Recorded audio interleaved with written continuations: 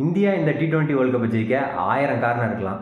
ஆனால் நியூசிலாந்து இந்த T20 உலக கோப்பையை ஜெயிக்க ஒரே ஒரு காரணம் தான்.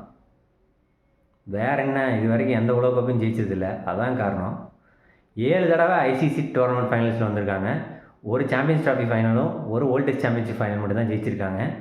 2 50 ஓவர் வேர்ல்டு கப் ஃபைனல் தோற்றுருக்காங்க, 2 சாம்பியன்ஸ் ட்ராஃபி ஃபைனல் தோற்றுருக்காங்க, ஒரு T20 ஃபைனல் தோற்றுருக்காங்க. இது போக ஒரு 5-6 செமிஃபைனல் வர ஆடிருக்காங்க. இந்தியாவுக்கு அப்புறம் ஆஸ்திரேலியா, நியூசிலாண்டு தான் அநேகமாக அதிக நாக் அவுட்ஸ் குவாலிஃபை ஆன டீம்னு நினைக்கிறேன். ஸோ அதுக்காக நியூசிலாண்டு முதல் வேர்ல்டு கப் ஜெயிக்கணும்ன்ட்டு ஆடுவாங்க. அந்த அதர் ஹேண்ட் இந்தியாவுக்கு வந்தீங்கன்னா, India back to back world cup title அடிக்கிறதுக்காக மும்முரமாக விளையாடுவாங்க. டீமும் நல்ல ஸ்ட்ராங்கான டீம். ஸோ இந்தியா தான் ஃபேவரட்ஸ் இந்த வேர்ல்டு கப் ஜெயிக்க. இந்த டோர்னமெண்ட் ஸ்டார்ட் பண்ணும்போது இப்போவும் அதே ஃபேவரட்ஸோடு உள்ள வராங்க. என்ன ஒரே ஒரு பிரச்சனை, அகமதாபாத் தான்.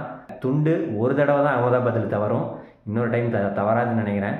ஸோ பொறுத்திருந்து பார்ப்போம், நியூசிலாண்டு முதல் உலக கோப்பை ஜெயிக்கிறாங்களா, India back to back world cup title ஜெயிக்கிறாங்களான்னு நாளைக்கு தெரிஞ்சிடும்.